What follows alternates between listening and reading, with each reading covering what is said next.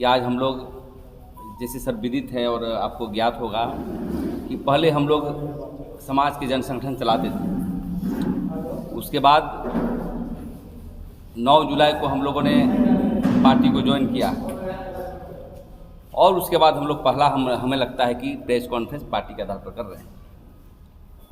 तो पार्टी को डेवलप करने के लिए,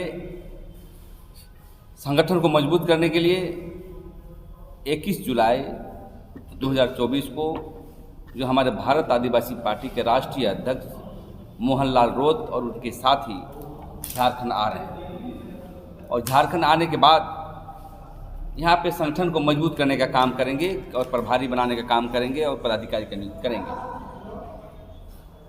और हमें लगता है कि भारत आदिवासी पार्टी आने से झारखंड के आदिवासी मूलवासियों का जो छूटे हुए मुद्दे थे, 23 वर्ष से आज तक जो भी सरकारें आई, कोई भी मुद्दे समाधान नहीं कर पाया। स्थानीय नियोजन नीति देख लीजिए, धर्म कोड का मसला अधर है, ट्राइबल सब प्लान का पैसा खर्चा नहीं हो रहा है, कारोबार के अधिकार हम आदिवासी मूलवासियों पर नहीं हो रहा है, यहाँ के बाल बच्चे, छात्र, नौजवान कोई चेन्नई, बेंगलोर जा रहा है काम करने के लिए, और यहाँ के जो मुख्यमंत्री हैं अपने आप को क्रांतिकारी समझ रहे हैं। हम कहना चाहते हैं कि इंडिया गठबंधन और एनडीए गठबंधन दोनों को आदिवासी मुद्दे पर बात करना उनका अधिकार नहीं। कितना समय देंगे? 2 महीना समय है, पेशा कानून का नियमावली लागू नहीं हुआ। तो इसी विषय को लेकर के हम लोग राज्यव्यापी आंदोलन की घोषणा करते हैं और 9 अगस्त से जो मांडर विधानसभा है वहाँ भाई जगदेव उरांव के नेतृत्व में विधानसभा स्तरीय सम्मेलन होगा। हम विश्व आदिवासी दिवस भी मनाएंगे और पार्टी लाइन के आधार पर डेवलप भी करेंगे। दूसरी बात, 20 तारीख को 20 अगस्त हम लोग पतराहातू मैदान जो सिली विधानसभा में आता है वहाँ पर कार्यकर्ता सम्मेलन करेंगे। 25 अगस्त को खिजरी विधानसभा में करेंगे और 30 अगस्त को तमाड़ विधानसभा के जो दिवड़ी का मैदान है वहाँ जन सैलाब होगा।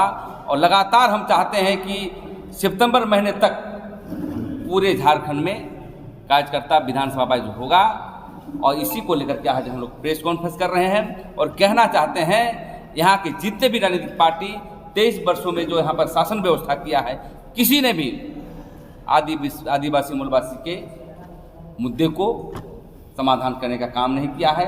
बालू की लूट बढ़ी है, बालू जो है दाम बढ़ जा रहा है, अब वो आवास दिए बना नहीं पा रहा है। वो लोग, बहन बोल रही थी बलात्कार हो रहे हैं यहाँ पर, सरकार नाम की चीज़ नहीं है। तो सभी मुद्दे पर काम नहीं किया है। भारत आदिवासी पार्टी ही संपूर्ण क्रांति करने का काम करेगा। आदिवासी के साथ साथ जो भी शोषित पीड़ित जनता उसको लेकर साथ के चलेगी और झारखंड में मील का पत्थर साबित होगा।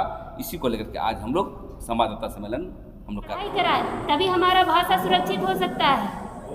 तो ये बहुत सारी चीज़ें हैं जो अगर हम भारत आदिवासी पार्टी अगर यहाँ पर सरकार में आई जनता के समर्थन से, झारखंड के समर्थन से, तो हम पहले झारखंडियों की बात करेंगे और आदिवासी हक अधिकार, मूलवासियों के हक अधिकार की बात करेंगे और उनका हक अधिकार हम हर हाल में दिलाएंगे। जैसे कि राजस्थान में अभी हमारे आदिवासी पार्टी के जो भी नेता हैं, सांसद हैं, विधायक हैं, वो ज़बरदस्त तरीके से अपने आदिवासियों की आवाज़ उठा रहे हैं। हम भी झारखंड में यही काम करेंगे। लगातार देखा जा रहा है। आज हम लोग ये बताना चाहें कि झारखंड में भारत आदिवासी पार्टी का लॉन्च हो चुका है और हम लोग आज सदस्य इसके बन चुके हैं और इसके माध्यम से आज हम लोग झारखंड में वैसे युवाओं को प्लेटफॉर्म देने जा रहे हैं जो कि 10, 12, 15 सालों से सामाजिक कार्य कर रहे हैं और आदिवासी मुद्दों को विशेषकर उठाते हैं। और ऐसे युवाओं को हम प्लेटफॉर्म दे करके आज हम लोग सदन में ले जाने का हम लोग काम करेंगे, क्योंकि हम लोग देख रहे हैं कि झारखंड बनने के 23 साल के बाद हम लोग का जो स्थिति, आदिवासियों की जो स्थिति है, चाहे भाषा संस्कृति की हो, जंगल जमीन की हो, यथावत बनी हुई है। इस पर किसी तरह कोई काम नहीं हुई है। इसीलिए हम लोग इस पार्टी में आज हम लोग जुड़े हैं और आने वाले दिनों में आप देखेंगे कि इस पार्टी के माध्यम से हम लोग विधानसभा स्तरीय हम लोग सम्मेलन करेंगे और पार्टी को मजबूत करेंगे और विधानसभा इस पर हम लोग अपना ताकत दिखाएंगे। वर्तमान झारखंड को अगर परिभाषित करना रहेगा तो कैसे करेंगे? देखिए, वर्तमान झारखंड जिस उद्देश्य से झारखंड का निर्माण हुआ था वो अभी पूरा नहीं हुआ है, या फिर कहें कि इसकी सारी जो परिस्थितियाँ हैं वो बदली नहीं है। आज भी वही स्थिति है कि यहाँ के आदिवासी और मूलवासियों की स्थिति बहुत दयनीय है। इसका जिस तरह से विकास होना था अलग, अगर हम लोग देखें छत्तीसगढ़ देखें और दूसरे राज्यों को देखेंगे तो काफ़ी आगे बढ़े हैं, लेकिन इसका बिल्कुल विकास नहीं हो पाया है। तो अभी यहाँ के जो युवा साथीगण हैं जो हमेशा सामाजिक कार्यों से जुड़े हैं, जो भी अच्छे शैक्षणिक संस्थानों में पढ़े हैं, उनसे हम लोग आह्वान करते हैं कि भारत आदिवासी पार्टी से जुड़े और झारखंड को आगे ले जाने में अपना महत्वपूर्ण योगदान दें। विधानसभा में हमेशा बातों को रखी जाती है, नीति नियम बनाई जाती है, तो क्या आपको लगता है कि कौन आज तक जो गूंज होनी चाहिए कितनी गूंज हो पाई है, आदिवासियत की बात हो या फिर झारखंडियत की बात हो? देखिए, देखा जाता है यहाँ की जो भी राजनीति किया है, जो भी राजनीति कर रहे हैं हमारे नेतागण हैं, वे हमारे बातों को सही से विधानसभा में रख ही नहीं पा रहे हैं, क्योंकि वे कहीं ना कहीं सामाजिक मुद्दों से भटक गए हैं, सामाजिक क्षेत्रों से जुड़े हुए नहीं है, मतलब सामाजिक कार्यकर्ता रहे नहीं है, जिसके कारण से हो रहा है। और अभी जो भारत आदिवासी पार्टी जो भी युवा लोग जोड़ रहे हैं, ये कहीं ना कहीं 10 से 15 से 20 साल तक सामाजिक कार्य से जुड़े हैं, ये जमीन से जुड़े हुए ये लोग जानते हैं। हम लोग जानते हैं कि आदिवासियों की स्थिति क्या है और परिस्थिति क्या है। परिचय दीजिए। सुरेंद्र लिंडा, भारत आदिवासी पार्टी सदस्य और सामाजिक कार्यकर्ता। विधानसभा आदिवासी के आरक्षित सीट है। 28 विधायक मेरे लिए आदिवासी ही है, पर आदिवासी का सोच नहीं है। अगर उन लोगों को आज तक मालूम होता कि मेरा आदिवासी समाज को, आदिवासी जल जंगल जमीन को, उनका धरोहर को, उनका सभ्यता को, उनका संस्कृति को बचाना है, तो कभी भी एक आदिवासी विधायक भी कम से कम विधानसभा में आवाज़ उठाते, लेकिन आज तक कोई नहीं उठाए।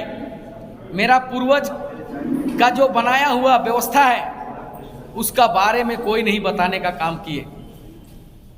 विधानसभा में कोई आवाज़ नहीं उठाए कि हमारा ग्राम सभा में इतना बड़ा शक्ति है, तो फिर ग्राम सभा को फुल एंड फाइनल क्यों उसको शक्ति नहीं देते हैं आप? जब ग्राम सभा का बिना अनुमति का आप बालू नहीं ला सकते हैं, तो जनता जब सरकार चुनती है तो सरकार को जनता के ऊपर जिम्मा देना है, और जनता को लूटने के लिए अपनी जिम्मा लेती है, तो ये गलत बात है। परिचय दीजिए। मेरा नाम जगरे उरांव हुआ, मानर विधानसभा से। मेरा गांव झिंझरी है, मानर प्रखंड से, और हम एक अभी इंटर पाढ़ा स्तरीय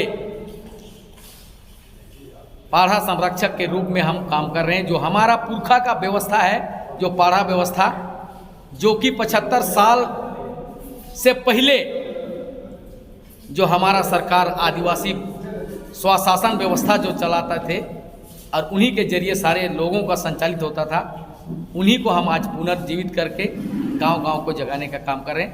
धन्यवाद। जोहार। जय आदिवासी, जय झारखंड।